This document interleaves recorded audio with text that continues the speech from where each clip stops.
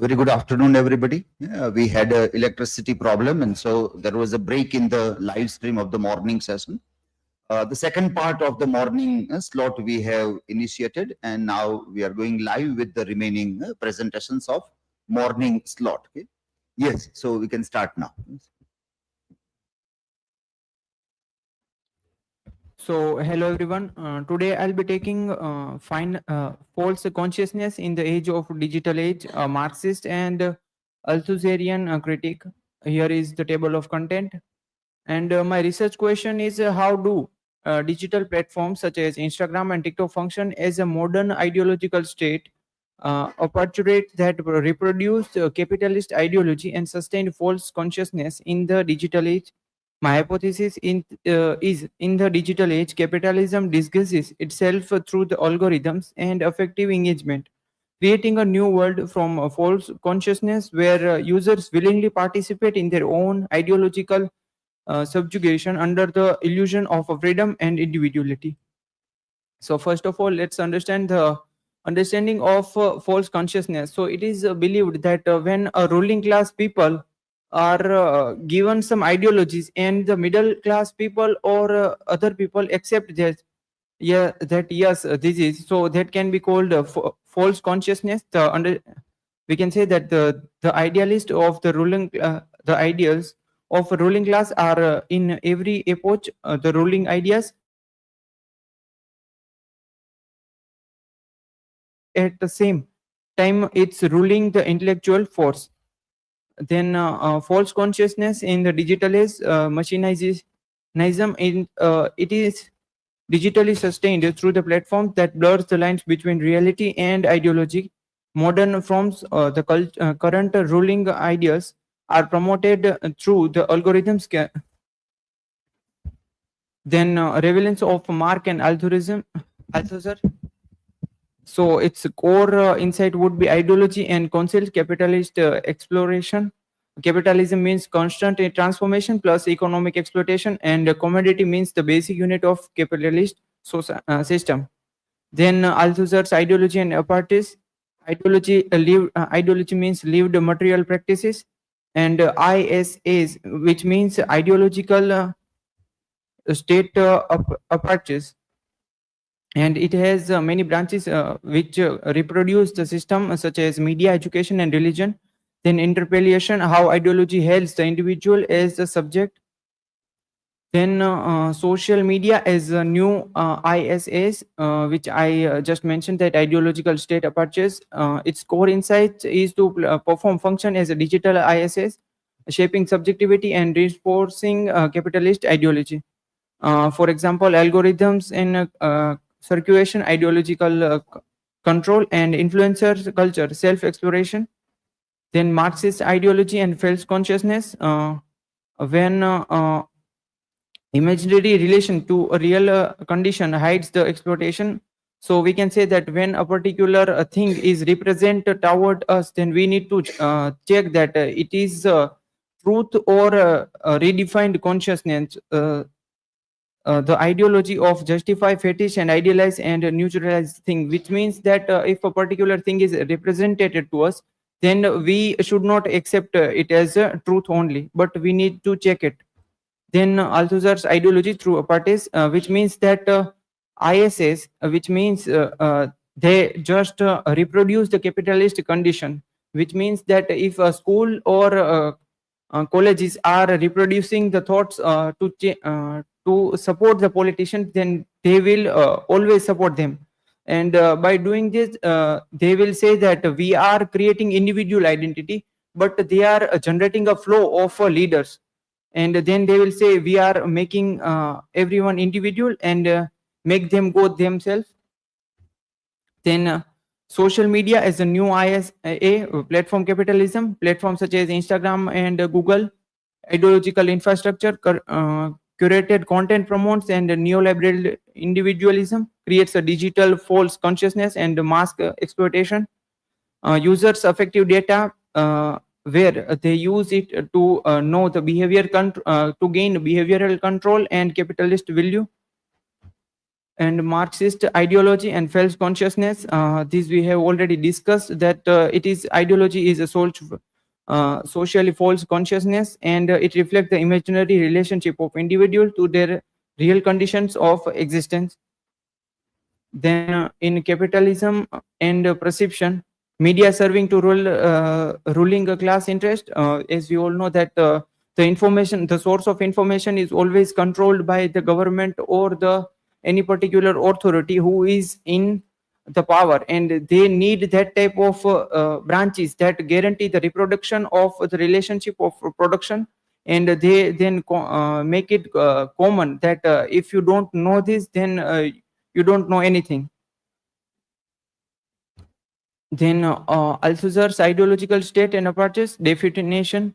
It means that institution, for example, school, media, and religion, that maintain the status quo through ideology, not through force. And here is the definition between repressive apartheid and ideological apartheid, where first uses violence or correction, and ISS use ideology and constant.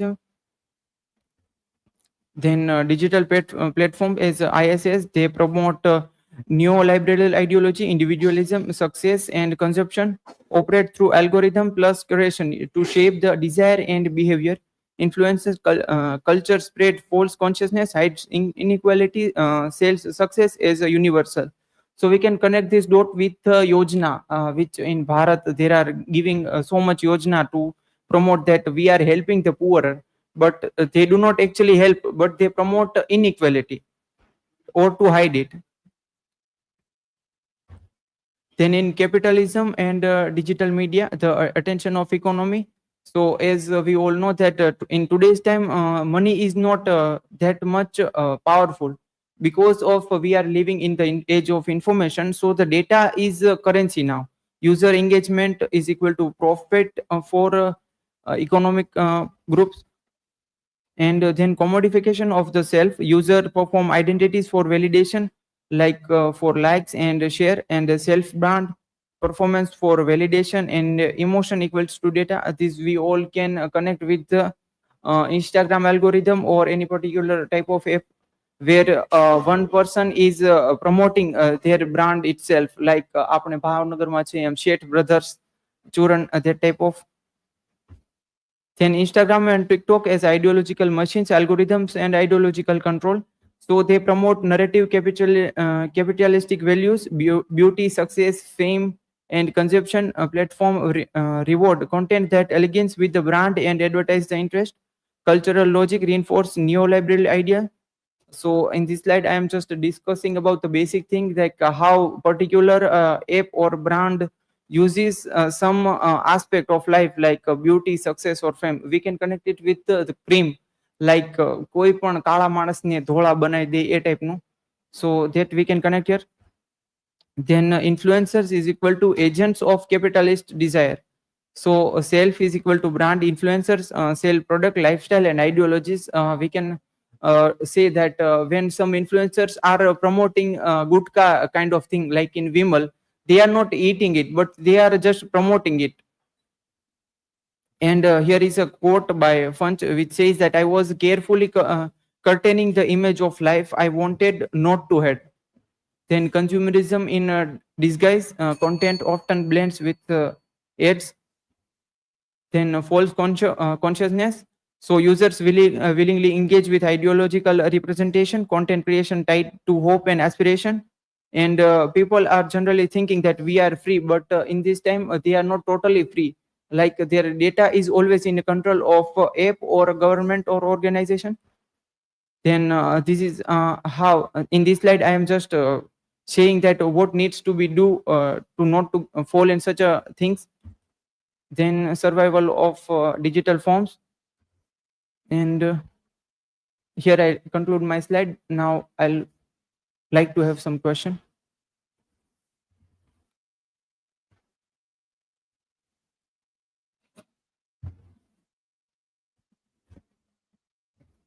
Bhargav, my question is, what is the commodification of the self? It means turning one's identity into a product.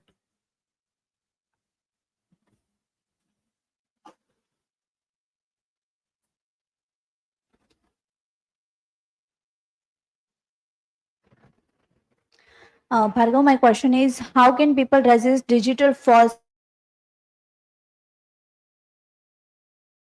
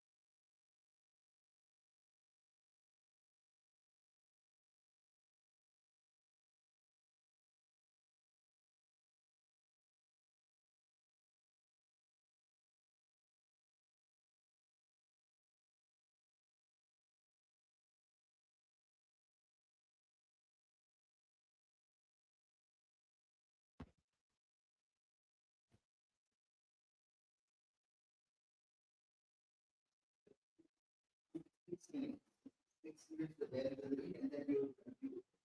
Yes.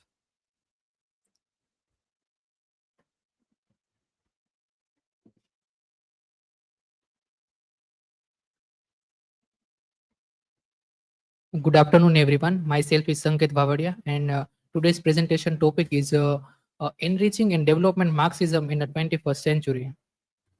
This is my academic and presentation detail. Let me introduce the Marxism. So when we listen the word Marxism, that times some of words comes in our mind like class structure, capitalism, unequal wealth distribution. And here I put some introductory information about the Marxism. Marxism is a social, political, and economic theory originated from Karl Marx and Friedrich Engels that analyze the society through the lens class struggle.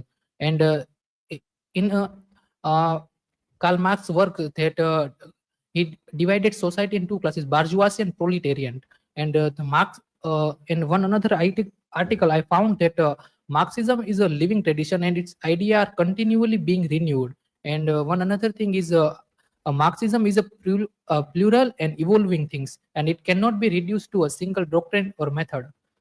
This is photos that we can see. The here is a bourgeoisie class here in top, and another is a proletarian.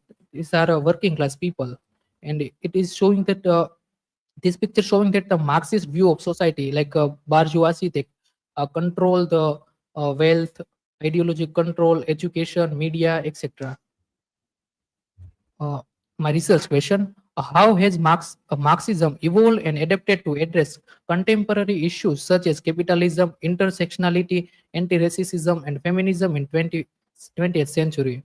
My hypothesis is Marxism in the 20th century remains a living, evolving framework that integrates diverse perspective, political, social, and cultural to critique modern capitalism and promote human emancipation.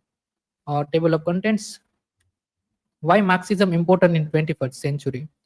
So When we discuss the Marxism in the 20th century, the Marxism is one of the two dominant system of through the modern times, and it's flourished at half of the world as an officially philosophy that challenging the establishment of a half an hour, and it remains the starting point to critical analysis in developing societies.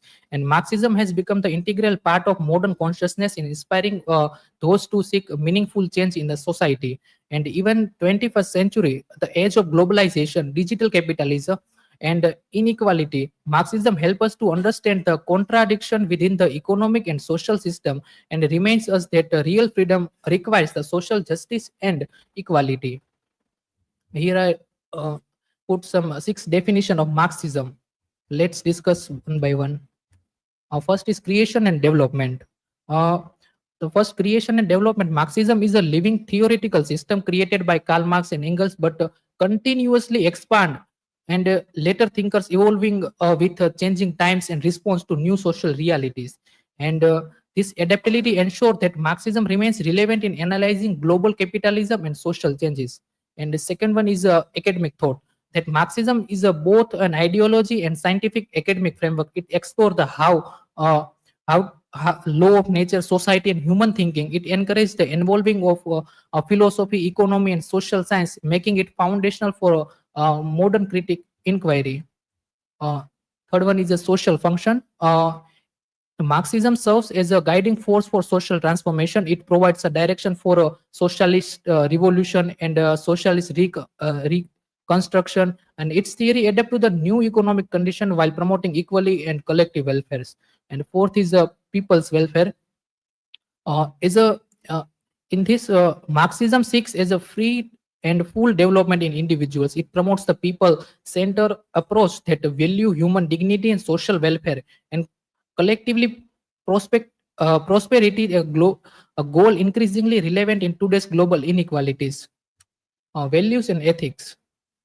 Marxism builds a moral and cultural system rooted in the serving humanity, equality, and justice. It challenges superstition and individualism, replacing them with scientific reasoning and collective progress. And finally, intersectional communities. Marxism promotes the peaceful cooperation among nations and invention share human future-based, fearless, and mutual development. And internationalist outlook reminds us that class struggles and social injustice are global, no local concerns. Political capitalism. The concept of political capitalism means to describe the how state power and class interests intertwine to shape capitalist development. And it challenges the notion of capitalism as purely economic, emphasizing and decisive political and coercive role of the state in fostering capitalism. This is the concept of political capitalism, and capitalism from above and below. So Lenin's contrast between capitalism from below, that the grassroots revolutionary market driven, and capitalism from above, that means showing that a led state imposed by landlords from that analytical basis. For example, like England, Holland, France exemplify capitalism from below, while Persuasion and Japan exemplify capitalism from above. And its continuous relevance. Political capitalism continues relevance today through imperialism, corporate state, alienation, and development state that merge capital accumulation with political control. Intersectionality, a Marxist critic. So when we see the intersectionality in Marxism, we find that it is crucial for understanding inequality. Marxist critic and not addressing the root of cause capitalism itself. Is a Marxist view of a class, not just identity among others, but a structure basis that shape all social relations. Poorly argues that intersectionality roses during the neoliberal period, and when class-based movement weakened the identity-based political rules. Marx is an anti-racism theoretical renewal. There is no scientific basis for race and racism to be the part of social reality, according to the article of Viswas Satgars. And we also know the context of South Africa is a apartheid. It is and was an institutionalized racist crime rooted in the 350 years of capitalism and development. And Marxism faces two criticism. It's a foreign or Eurocentric ideology. It reduces everything to class, ignoring race. And so Marx saw as a radical division to tool capitalism, control state and division among the workers, where the secret capitalism power. This is also connect with this Marxism and anti-racism. So I not discuss that. Marxism and racism in the 20th century. So Sadgar's article, I found that three major issues of 21st century: Eurocentrism, dogmatic Leninism, and class reduction. That Eurocentrism, some Marxists mirrored Western modernity and ignore colonial realities. Dogmatic Leninism, that a Soviet-style Marxism often repelled engaged with radical indigenous struggle. And race, last one is a race and gender were treated as a secondly to class reduced Marxism transformative power. This one is beyond white Marxism and black Marxism, that refers the binary identities of Marxism. That and Marxism in the 21st century, that that in a 21st century, the Marxism, Sadgars highlight the new formation of anti-racist Marxism prelate, and some movements are important that like Black-White Matters, critiques of white supremacy as a part of capitalist domination. Marxism, feminism, and caste contemporary India. And in a contemporary times, we can easily find that the caste system and feminism in India, that struggle they link between caste, gender, and labor as a mutually constitutive, and also understand with movements like 1990s Indian feminism influenced by Marxist thought link gender, caste, and labor as a mutually constitutive force. And another thing which I mentioned, that Section 377 align closely with Marxist and feminist critique power through control. And this is my learning outcome throughout my research. And Marxism is a dynamic and evolving theories in modern society, and other below points I following. Conclusion. In a conclusion, the 20th century Marxism endures as a living and evolving intellectual tradition, and its engagement with issues such as race, gender, ecology, and global inequality demonstrate its ongoing relevance in understanding and transformative contemporary society by integrating and Marxism analysis with the intersectional and decolonizing perspective. Modern scholarship continue to expand the erosion of critical theory. Ultimately, Marxism today stands as both a method of critique and guide for ensuing a more just than human world. This is my references. Thank you, everyone.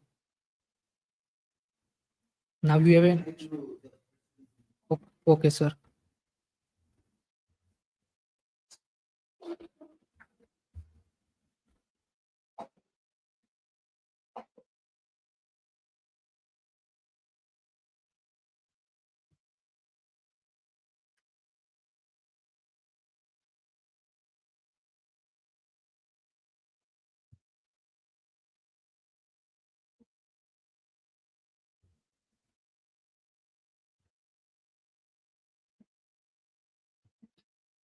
Hello everyone, myself KHUSHI GOSWAMI. Today's my presentation topic is algorithmic consumer culture, which is based on Arlodi and Roca's article, Algorithm Consumer Culture.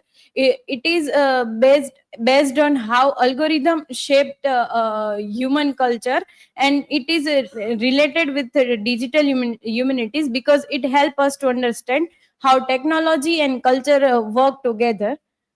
These are my academic and presentation details. These are points which are going to discuss in this presentation. My research question is, how can the frameworks of digital humanities be applied to critically interpret algorithms as cultural texts rather than neutral technologies? And the hypothesis is the framework of digital humanities algorithms can be critically interpreted as a cultural text that embodied human values and ideologies and social power structure rather than as a neutral or purely technical tools. So by treating algorithm as a culture artifact, digital humanities scholars can uncover how process such as data collection, classification, and recommendation specific assumptions about identity, test, and behavior. Introduction of the article and this in this context. So this article responds to the growing influence of algorithms and meditating everyday life. For instance, in the Instagram or in the YouTube, we used to see about the reel of something food or something clothes as we like. So when we watch twice or thrice that reel, so related to that we can see ultimately that type of reel. So these way technology or algorithm shape our culture or our choice. So they introduce the idea of algorithm and consumer culture, a framework to study how algorithmic process organize, personalize, and the predict consumption. Thematic foundation. So the author uses idea from cultural study and consumer research. So in the past, meaning is cultural we seen as something made by humans through production, identity, and consumption. So now algorithms also play a big part in this process. So they collect data, find patterns, and personalize what we see. So meaning is in culture today is partly created by algorithms, not only by people. So these ideas change how we study cultural and digital age. So key concept of algorithmic articulation. So main idea of article is algorithmic articulation. These mean how algorithm connect people, data, and culture. So these they do these through 4 steps. First they turn our data in called datafication. Then they group that data called classification, and they make a prediction about what we will like, and finally they use feedback loops. So these way algorithms shape what we see and how we understand. Algorithms in everyday life. So here I put example of Netflix. So Netflix collect data about what we watch, then it groups viewer into test, cluster, and predicts what we will enjoy next. So this way each time we watch something, that shows algorithmic articulation. So how data prediction create our viewing habits. So Netflix doesn't just reflect our test, but it also create it. Then 3 dimension of algorithmic consumer culture. So first is opticity. It means people can't see how algorithm make decision. And the second is authority. It means people trust algorithm because they look neutral and data. And the third one is recursivity. It means algorithms keep learning and changing from data they collect. So these ideas shows that algorithms are not just a tool, they are powerful system that affect our culture every day. Then digital humanities relevance. So these article helps digital humanities by shows how we can study technology critically. So we can treat algorithms as a cultural text. So something to read and analyze. So we can also mix computer method and critical thinking to study how culture is made online. And in the digital humanities, it looks at how technology and culture connect, and system influence knowledge and power. So these methods translate Arlodi and Roca's theory into practical digital humanities research tools. Then implications of power, culture, and agency. So here algorithm change the balance of power in culture. So they decide which idea of products become visible and which stay hidden. So they turn people into data and use that data to predict our behavior. So this raises question about control and freedom. So these shift raise ethical and philosophical question about autonomy, diversity, and knowledge production. So from digital humanities standpoint, this calls for critical engagement, like we need tools and theories to expose how algorithmic power structure operates. Then it's a strength and limits. So this article has many strengths. It gives us clear theory, strong vocabulary, talk about algorithm. So it also connect with the culture, and it limitation focus on theory, not empirical data. So overall, its foundation contribution for critical studies.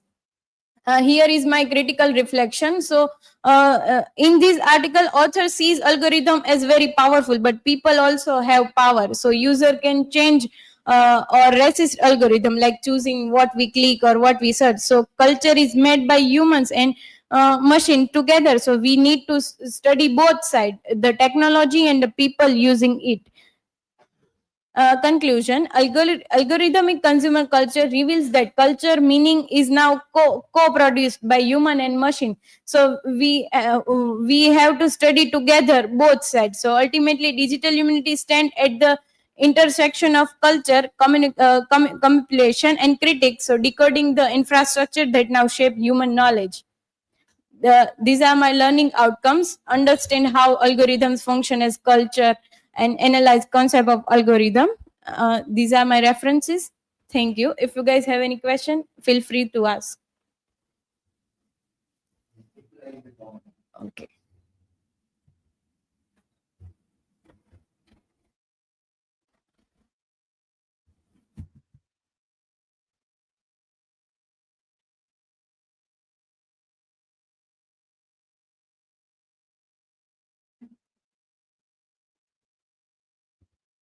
Hello everyone, my name is MAKWANA. Today I am dealing with the topic Marxism, Feminism and the political economy of gender in the postcolonial setting.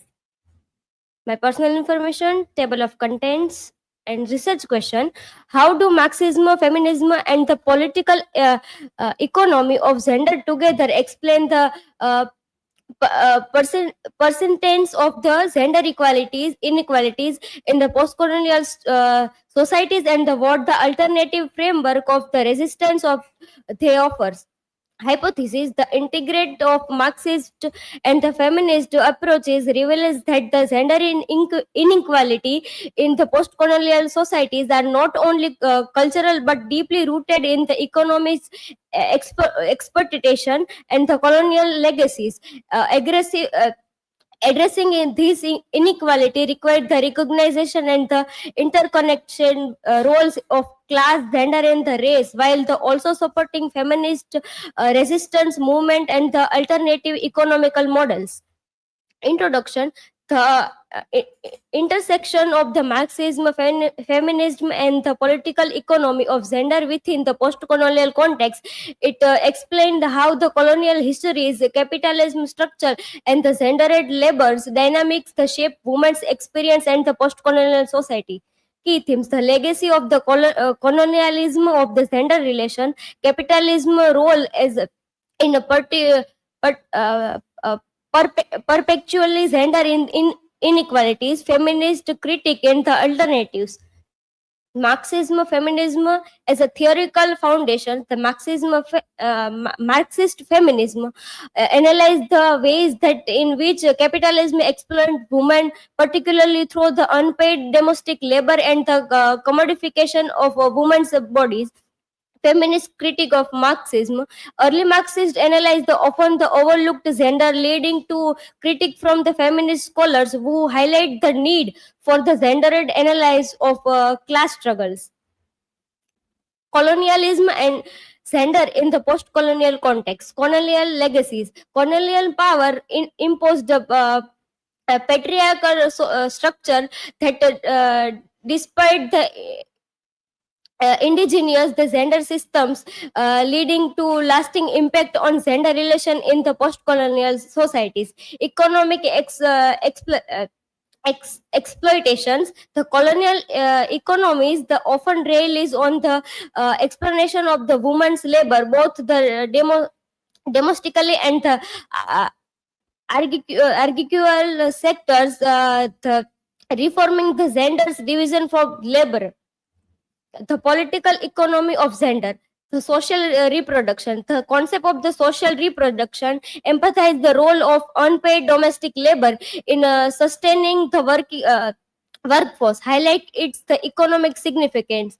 The capitalist explanation: the capitalism benefits from the unvaluable of the reproductive labor, which is the predominantly performed by women, often within the confidence of the household.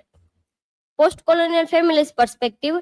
The post-colonial feminist argues that the gender oppression cannot be understood without the considering the intersection factor of the race, class, and the colonial history. Critique for the Western feminist.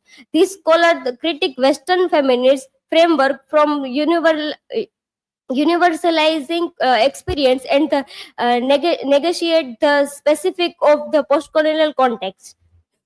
Case study in India, historical context. In India, colonial politics policies that distribute the traditional gender roles, leading to the marginalized of women in both public and private spheres. Contemporary issues, the post-colonial gender dynamics in India continue to be spared by caste, class, and the colonial legacies, affecting the woman's access to resource and the power.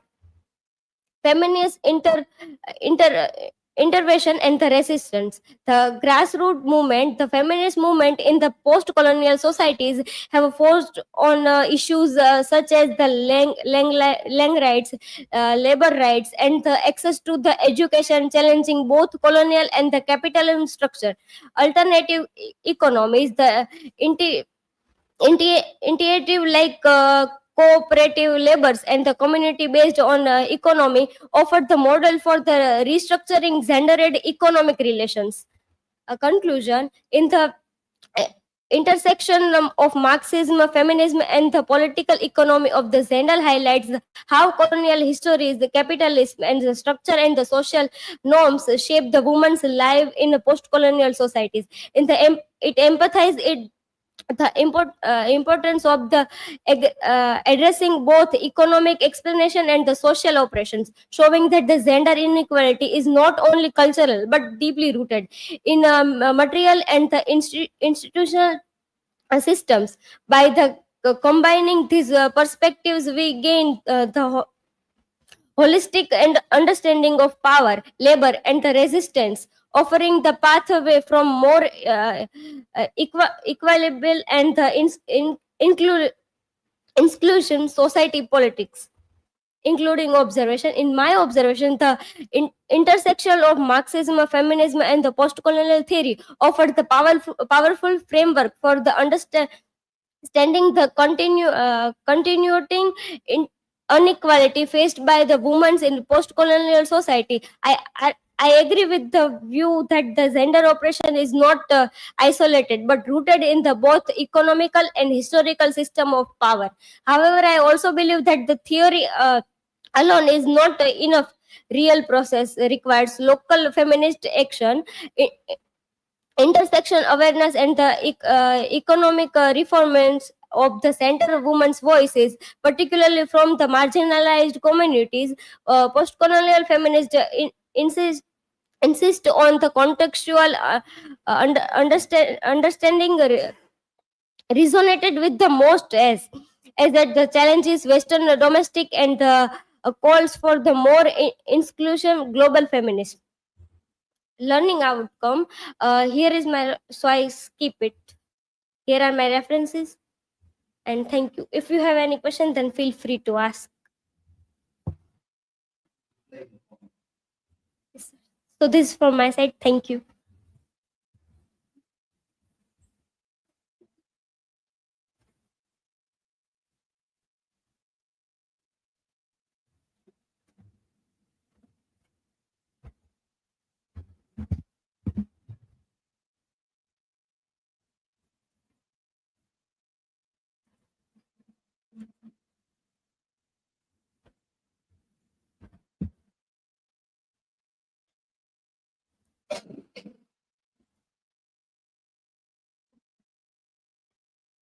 So good afternoon, everyone. Today I'm going to deal with the topic Marx class theory and Althusser's concept of ideology. Here is my academic information. This is table of content. And my research question is how do Marx's idea of class struggle and economic exploitation interact with Althusser's concept of ideology in maintaining social hierarchy, and in what way do modern institutions such as media, education, digital platforms, and politics reproduce class-based power structure? And my hypothesis is Althusser's theory of ideological state of pursues complement Marx's class theory by demonstrating that economic exploitation is reinforced through ideological mechanism. modern institution, including media and digital platform, subtly shape belief and behavior, thereby normalizing class inequality and ensuring the dominant class maintain control without overt coercion. In my introduction, Marx class theory explain how society is divided between the ruling and working class based on control over production. He view class struggle as the driving force of history. Althusser extend his idea by showing how ideology spread through institutions like education and media help maintain class dominance. So first idea of Marx is the commodity. So commodity fetishism define the equality of all sort of human labor is expressed objective by produce all being equally value. And when we digitalize labor and commodification, then we find that digital labor content and audience are treated as commodities. Information is non-rebellious. Using it doesn't deplete it, and it can be copied. Digital capitalism face a contradiction between digital capital and the digital commons. So here we have an example of a digital commons. So Wikipedia is a free platform for all users. So in this we define Wikipedia as a digital commons, and in YouTube we can now add or do promotion. So it can be considered as a digital capital. Then the surplus value and exploitation. So surplus value is the extra value created by workers but taken by capitalists as a profit. So formula is surplus value is a constant capital plus variable capitalism is equal to surplus value. So in this we find one case study of Facebook, that Facebook on 1.756 billion profit in 2011. If we see the freedom platform as a form of in-kind wage to user, then Facebook's investment cost act as a wage equipment, but the real profit still come from user data and unpaid digital labor when we like and share, and that how the unpaid digital labor work for them. Then another example is Trump's appeal and Marx class theory. So the left behind represent the working class facing insecurity and low reward job under global capitalism. And Trump's rhetorical resonate with these voters because it addressed their material and emotional concern, showing how class grievance can influence plotting. So one quotation is, much of his supporter was drawn from area where many people have an uncertain prospect and where the most highly routinized job are disproportionately common. The center left's failure to address this real class concern allow the right to mobilize working class discontent. And then another one is the Althusser's concept of ideology. So it defined as ideology as the imaginary relationship of individual to their real condition of existence. So here we find two categories. Repressive state aperture in here we find the primary model of function is a violence and repression, and example as the government, administration, army, police, courts and prisoner. Another is the ideological state apertures in its primary mode of function is ideology. It consists education, the family, religious institution, political parties, the media, cultural, sport institution. Then nationalism as ideology. So nationalism is ideology that treats the nation as a political fetish object. Nationalism veil class relation. It present capital and labor as a united by national interest. So this is the imagery of what happened in real. We cannot consider as completely true. So nationalism interpellates citizen as a subject of the nation, masking class conflict. Example, Trump's presenting USA American as a mythical collective during Labor Day. The American worker built the foundation for the country we love and have today. Let's honor our American workers. So this is words of Trump. Then right-wing authoritarianism and ideology. So this model uses authoritarian leadership, nationalism, the friends enemy scheme, patriarchy and militarism to distract attention from class structure. So ideology reproduce existing social hierarchy by shaping consciousness, not just by force. And example is terms authoritarian persona on social media spread right-wing ideology, turning follow into subject of nation. Then social media is a modern ISA. Social media is a realm of symbolic complimenting and ideological struggle. Trump uses social media as a tool for spreading right-wing authoritarian ideology. And here is how example that how tweets and video used by people. And then who are the bourgeoisies and proletarian in today? So bourgeoisies are a ruling class people, all who labor and produce under the rule of capitalism. And who are a ruling class people? So gig worker, a freelancer, delivery staff, corporate employee, that are considered as a ruling class. And here I conclude my presentation that together Marx and Althusser reveal that both economic control and ideological sustain inequality. True change therefore require challenging not just the system of production but also the belief that upload it. So here is my references and this is from my side. Thank you everyone.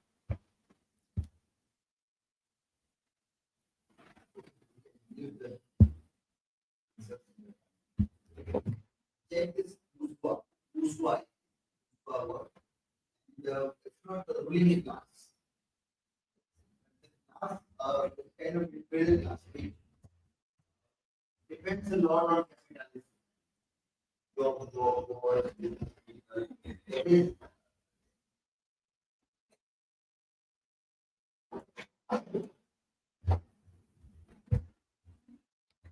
So hello everyone, myself VAGHANI, and today I will going to deal with beyond anthropocentrism, eco-criticism, and the decentering of the human. Here are my academic and presentation details, table of content, research question. How does anthropocentrism influence literature, culture, and human perspectives of the environment? Anthropocentric worldviews contribute to environmental degradations various eco-critical perspective in literature and culture can foster awareness, ethical responsibility, and promotes the sustainable human nature and interactions. Here is introduction. So what is anthropocentrism? It is a culture that believes that humans are in a center or most important entities in the world. And nature is often seen as a resource to serve human needs, like it gives us a food and everything. Rather than having intrinsic values, this worldview has influenced literature, religious science, and environmental politics, often contribute to the ecological crisis. Ecocriticism is an interdisciplinary approach that examines how literature and culture represent the nature world, challenges the human-centered perspective by emphasizing the intrinsic values of non-human life, encourages readers and society to reflect the ethical responsibilities toward nature and reconsider our places within ecological system. So here is I have given examples like everyday actions like reducing plastic uses, planting trees, or supporting wild-free conversation reflects eco-critical thinking, shows how small choices can honor to the interconnectedness of humans and nature. What is the anthropocentrism? I also discussed definition and origins is rooted in Western philosophy and religion, which positioned humans as master of nature, encourages the view of nature existence primarily of human use and exploitation. Key ideas are human sees as superior to all other species. And here I have given scholarly insights. Kopinia argues that anthropocentrism shapes modern environmental crisis by justifying exposure to ecosystem of human gain. And Gray is critiques this worldview, showing how it limits our moral imagination and blinds us to the intrinsic values or non-human life. Ecocriticism shifts beyond of anthropocentrism. Ecocriticism explores how literature and culture represent the relationship between humans and nature, challenging human-centered view.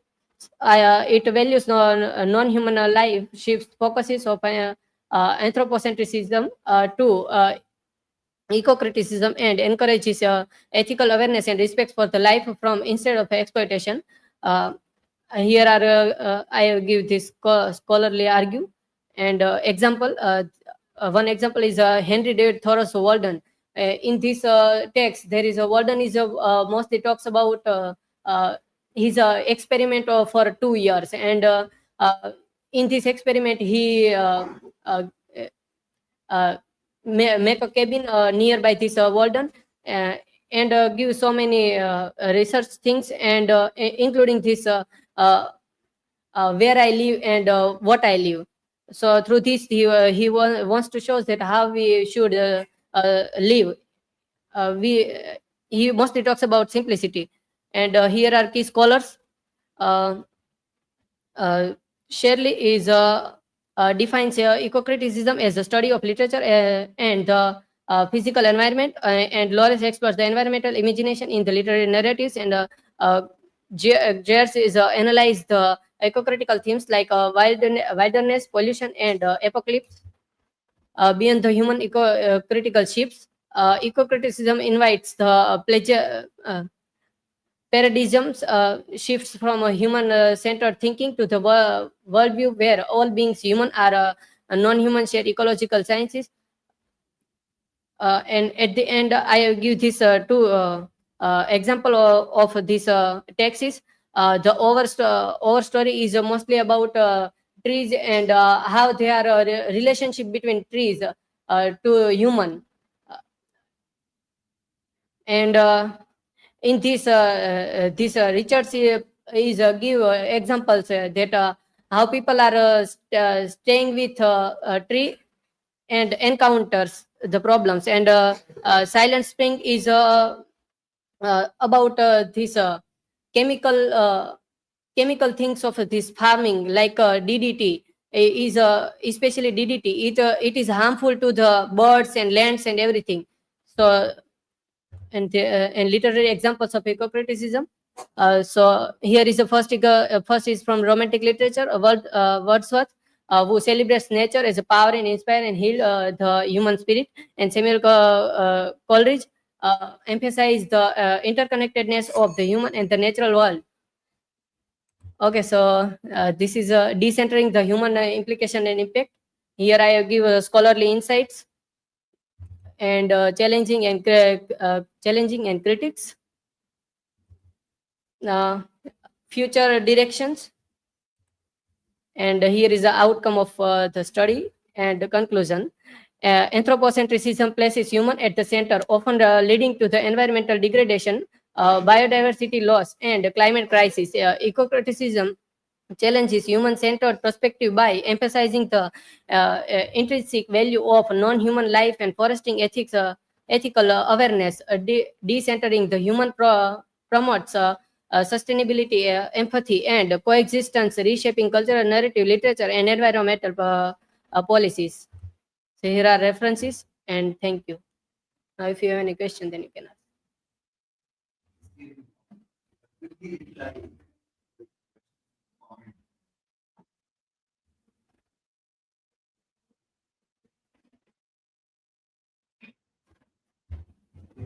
I can read your answer and give the marking.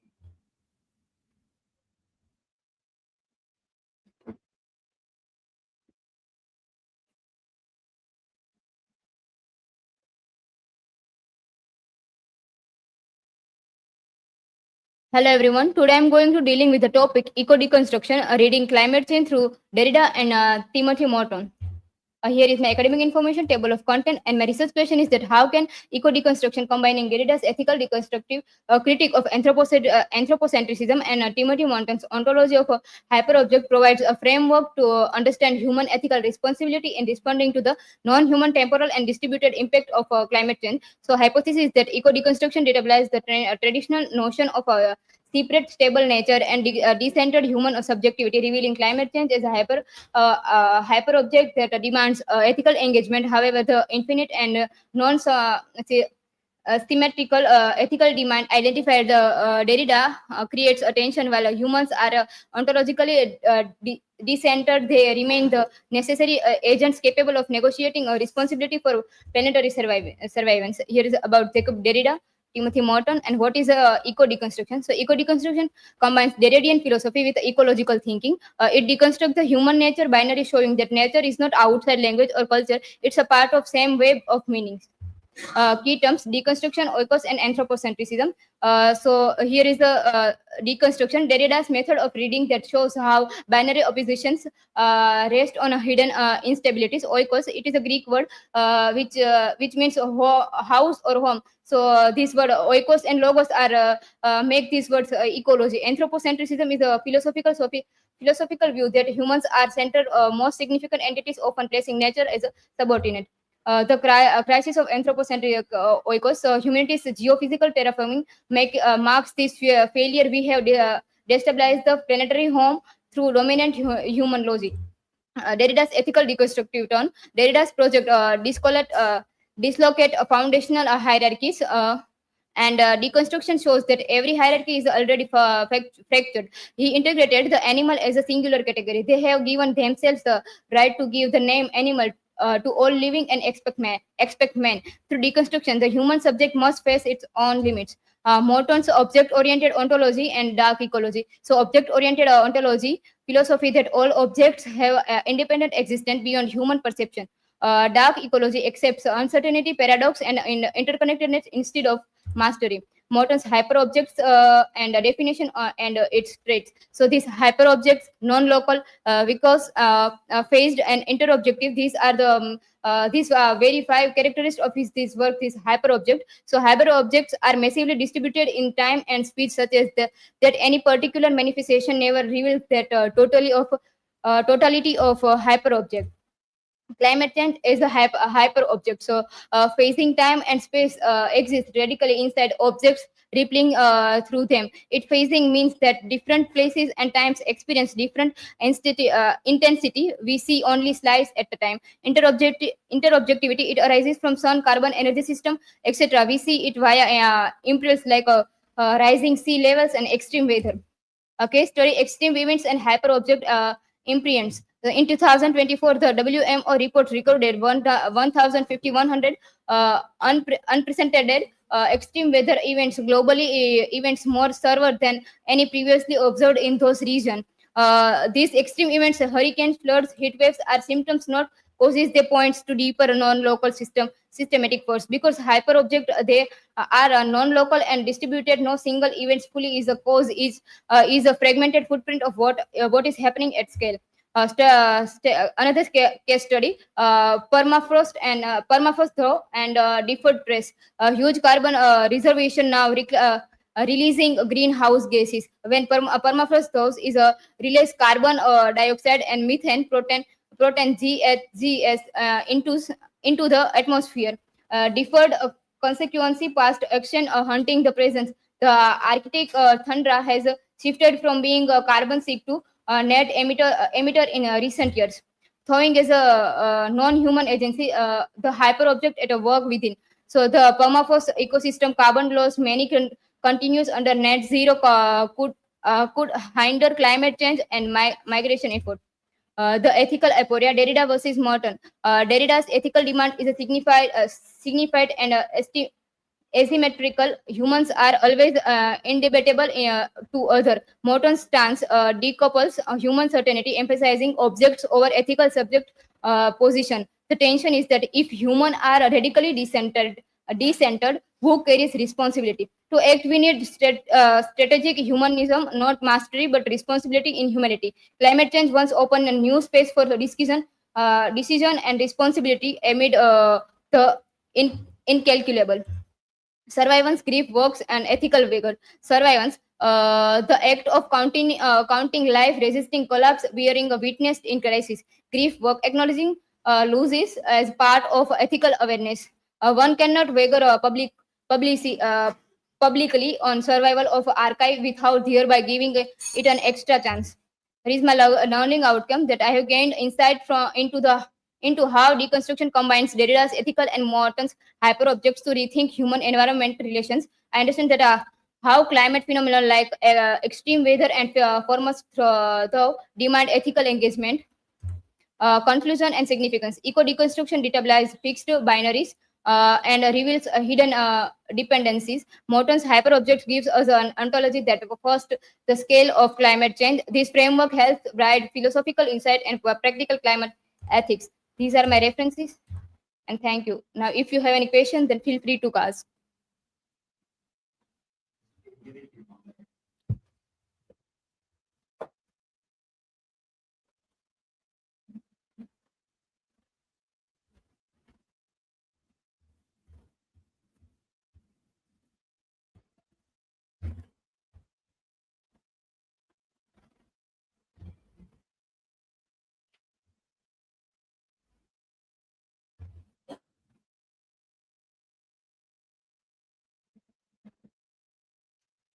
So hello everyone.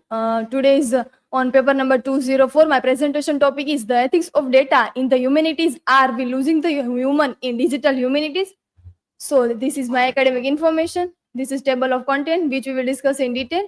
And my research question is, how does the increasing datafication of humanistic research within digital humanities affect the ethical representation of human experience, and to what extent can digital methodology remains human-centered in a data-driven framework? My hypothesis is the rapid datafication of the humanities has generated an epistemic shift from interpretation to quantification, leading to ethical tension between technological efficiency and humanistic values. It is hypothesized that unless digital humanities integrate explicit ethical frameworks such as ethical information ethics and care-centered methodology, the field risks reproducing the same dehumanizing structures it seeks to critique, thereby undermining its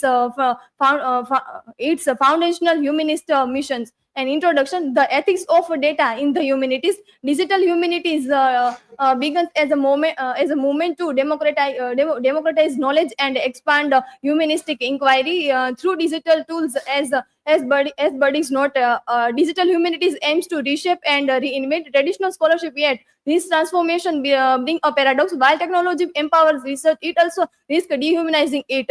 And Johanna Drucker reminds us that data are captured, they are constructed, not given, urging scholars to maintain the interpretive and ethical core of humanistic studies. In today's age, like 2025, as the AI and machine learning increasingly influence research, questions of bias, representation, and responsibility have become central. The challenge is clear: how we can use data to enhance understanding without losing the human essence of the humanities. So here, what are digital humanities? The definition and scope: like digital humanities can be understood as the intersection of technology and traditional humanities, of a field where digital tools transform how we study, interpret, and share the human culture. Definition like Patrick Swenson calls it a meeting place where computational and humanistic approaches merge, reshaping both methods and question in research. Key features like a use of computational tools like text mining, data visualization, and GIS mapping, shift from close reading to distant reading, Moretti analyzing large data sets, encourages collaboration and public accessibility of research. The scope like as Gardiner and Musto's note, digital humanities spans from digitization and data analysis to digital publishing and media-based research, making its ethical and methodological binaries fluid and ever evolving. The process of datafication from culture to code. What is datafication? Josman defines datafication is the transformation of social action into online quantified data, thus allowing for real-time tracking and a predictive analysis. In humanities context, this means converting cultural artifacts, text, images, historical records into computable data points. The datafication pipeline, like a selection, choosing what to digitize, what gets left out, then encoding, transforming artifact into machine machine readable format. What gets lost in translation? The third one is structuring, organizing data according to predetermined categories. Whose categories? Analyze like applying computational methods. Which method? With what assumptions? And last one is interpretation, making a meaning from result. Where does human judgment enter? And here, critical concerns like Rockwell and Barrett argue that datafication is not neutral, and that the process of turning cultural phenomena into data involve choice that shape what can be known. Each stage introduce a potential bias, exclusion, and also power dynamic. Example like a Google Books NAM viewer. The Google Books NAM viewer analyze word frequency across millions of digitized book. However, as Meir Schoenberg and Kuker note, the corpus is squared towards the English language text and over represent scientific literature, raising questions about representativeness and bias. Then here, implication for the humanities, transformation or displacement. The epistemological shift. David Berry argues that digital humanities involves a fundamental rethinking of the ways in which knowledge is produced, communicated, and preserved. This shift challenges traditional humanities value from interpretation to pattern recognition. Algorithm analyze privilege patterns over meaning. From context to scale, big data approaches favor breadth over depth. From subjectivity to objectivity, data visualization can create a false sense of neutrality. And is digital artistry? Johanna Drucker provocatively asks whether digital art history remains art history or becomes something else entirely. She wants that the visual arguments made by computational methods often derive from social science and may be fundamentally at odds with humanistic interpretation.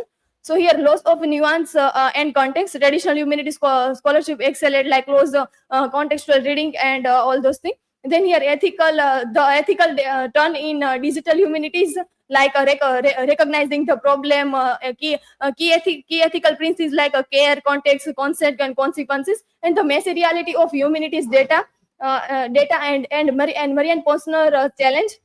And here the study one of the Gamergate archive ethics background, like the Gamergate controversy 2040 and 50. Then the research ethical dilemmas and the traditional research ethical would say yes, data is publicly available online. Research could illuminate online harassment dynamics, social scientific values in understanding digital culture, but an ethics of care says wait. Rockwell argues that even public data can pose risk to one vulnerable individual, and the researcher must consider the potential for re-traumatization, continued harassment, and amplification of harmful content. And here the reproducibility versus interpretation. The humanity difference, like a sciences faces a reproducibility crisis. Then should humanities follow this model? And Drucker's challenge, like data are captured. And here, human-centered ethics in digital humanity, information ethic, virtue ethics for technology, and ethics of care. Then a future direction for ethical digital humanities towards digital humanities, like recent development, institutional response, like Darrida digital research infrastructure for the art and humanities, and then ethics and legality in digital arts and humanities. And here key challenges ahead: AI and machine learning in digital humanities, a platform and platform dependencies. And conclusion: we are not losing the humans in digital humanities. It depends on how we use technology. When used with care, honesty, and ethics, digital tools can make our understanding of people and culture stronger. The real goal is not to choose between digital or human, but to bring them together to create meaningful human-centered research. And this is my learning outcome, and these are my references. And thank you. Do you have any questions? Then feel free to ask. This is from my side. Thank you. Okay, so that was the last one.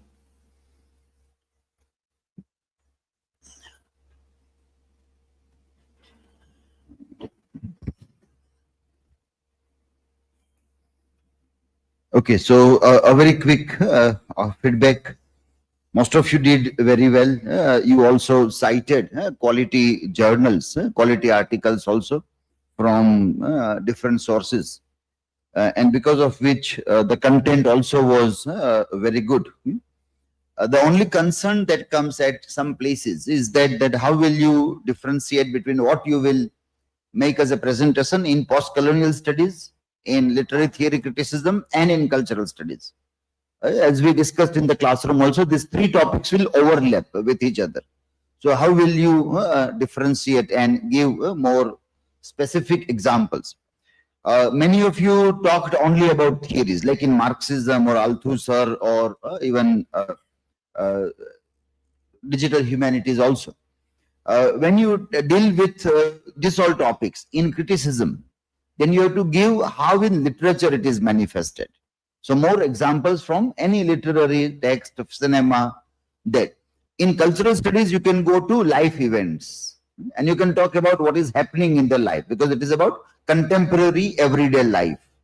So this one difference, if you will keep in mind, then also you can easily differentiate, because you will have to write in exam also, because the same confusion you will take in exam also. And many people who might be like assessing, I won't be checking all your answer books. There will be people from outside. So they will get confused that this is a paper of criticism. What are you writing? This is a paper of post-colonial studies. And what are you writing? What all these things are. So in your mind, there should be a very clear-cut idea in which paper you are answering and what way you have to give those examples also. Okay? So Kumkum presented very well about male gaze. Laura Mulvey's article, the very idea about male gaze comes from 1975 article. And then now female gaze and how people talk about that also. And you gave some examples also. But still there are possibility of very interesting contemporary things also can be added into that.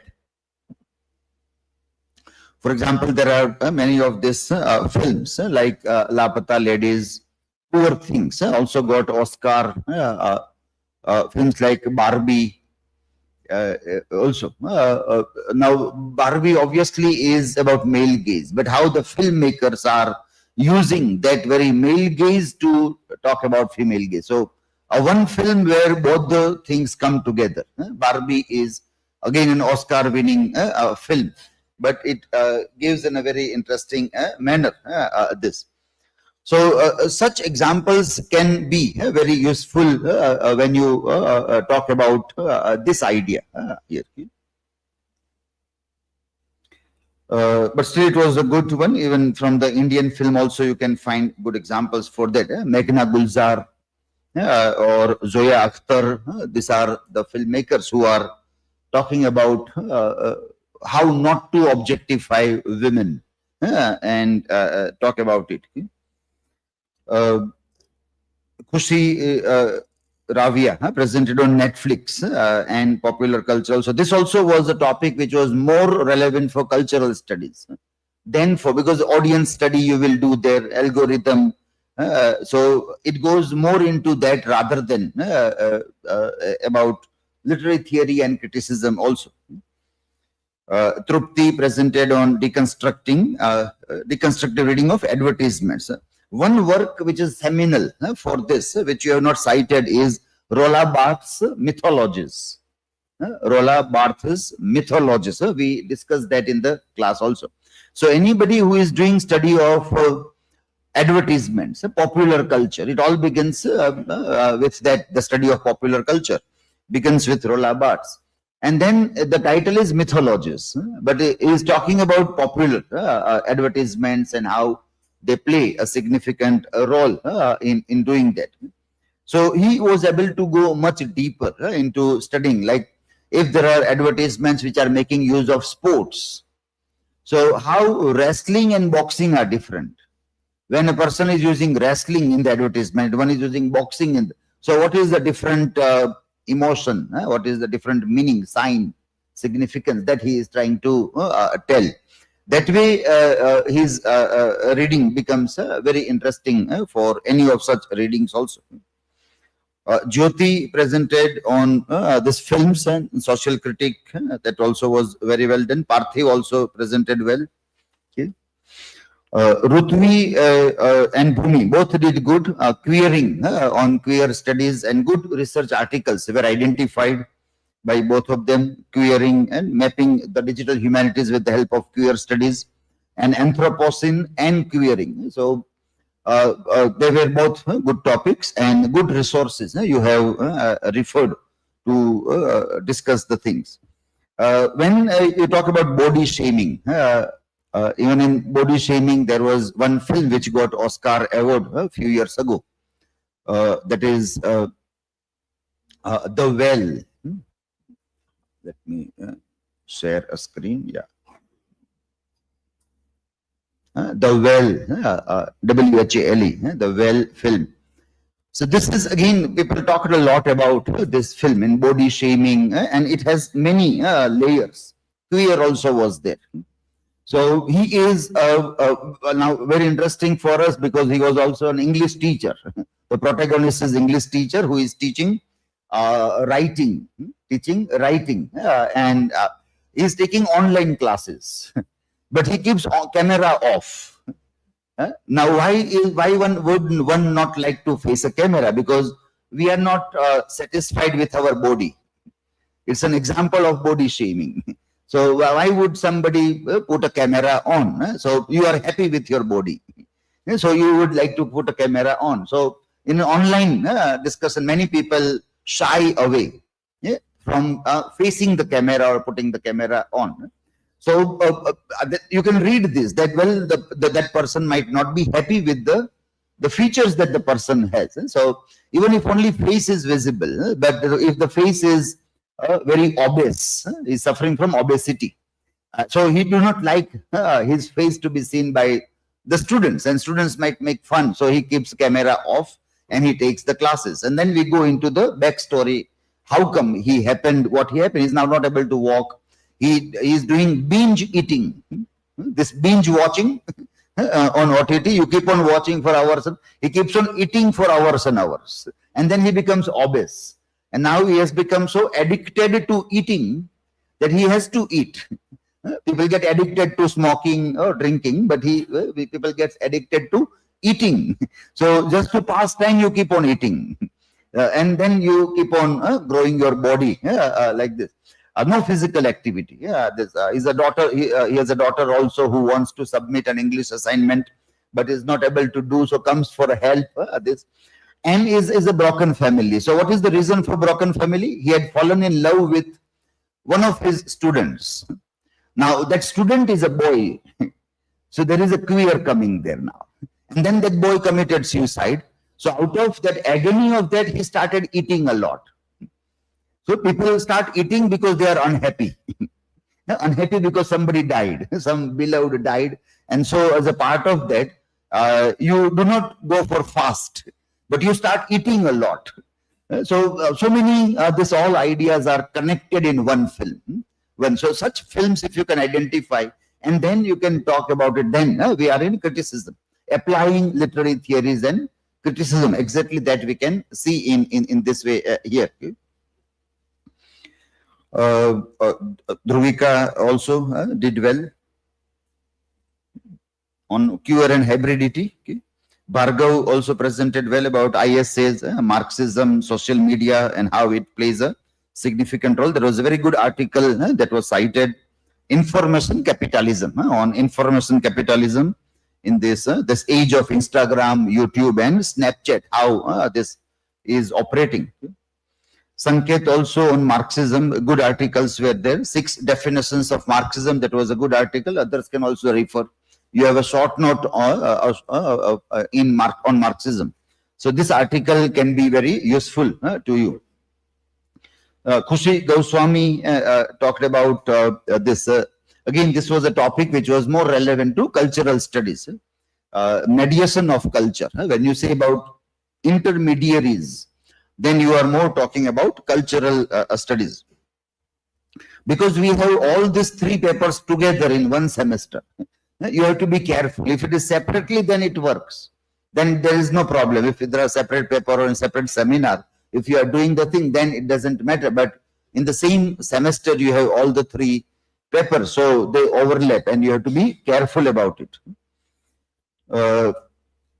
KHUSHI MAKWANA presented on Marxism, Feminism, political dynamics. Good resources were cited by her also.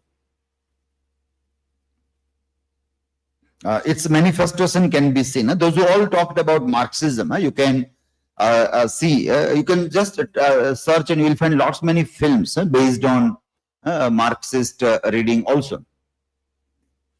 Parasite was one film which people talked a lot about. Parasite, also again Oscar-winning film, and there was lots of discussion on this film from Marxist angle. So this way you can try to get more specific things in that, or any literary text also. Jai on anthropocentric film. In the answer you talked about Avatar and Our Planet, and those films can be seen there. KRUPALI presented on this. You also gave the example of Don't Look Up. In your comment you gave that answer. That is exactly what we are seeing, that how you can exactly apply several things on this. And last one was by DIVYA on digital humanities, ethics and datafication, and other points were discussed there. That also was well prepared. You have located it very well. Digital humanities is all about all these things. And then you try to say about a particular point there. Some of you were reading very fast because you have to conclude the things very quickly. So that is not what you have to do. You have to, then you have to make a highlight of the things. So very quickly your mind will process your slides and tell that this out of 10 slides, this 5 slides are important. So this I will read, others I will skip.